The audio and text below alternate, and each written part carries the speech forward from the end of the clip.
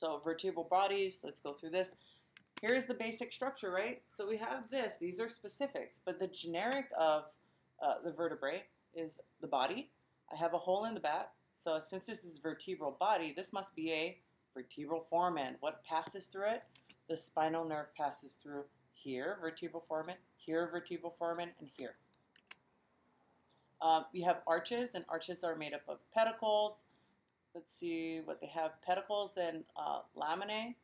Spinous process is, let's go back, this pointy process here. Transverse means across, so these guys are transverse processes. Good. Spinous process, nice and pointy. Transverse process. So, what passes through the foramina, or the hole in the back of the body? The spinal cord. Very good. So, spinal cord are part of nerves.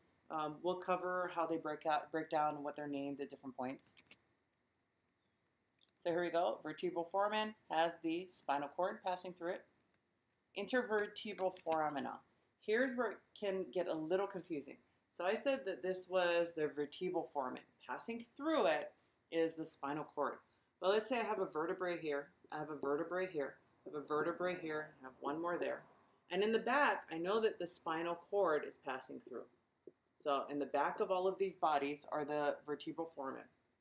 Spinal cord passes through, but there's holes found between all of the vertebrae. They're simply called intervertebral foramina. Vertebral foramina. Foramina is plural, foramen is singular. So if I talk about this one hole, it's called the intervertebral foramen. Branches off of the spinal cord make spinal nerves. And I usually have a cord around here somewhere, but let's imagine that these are cords passing through. There are a whole bunch of cords in a cable. And so I have all these cords that are passing through. They're called the spinal cord. Now, at some point, branches of the spinal cord will exit out to supply different parts of the body in different levels. Those are called now spinal nerves. So if it passes through the back in the vertebral foramen, it's called spinal cord. As it branches off into its separate units to control different parts of the body, it's called a spinal nerve.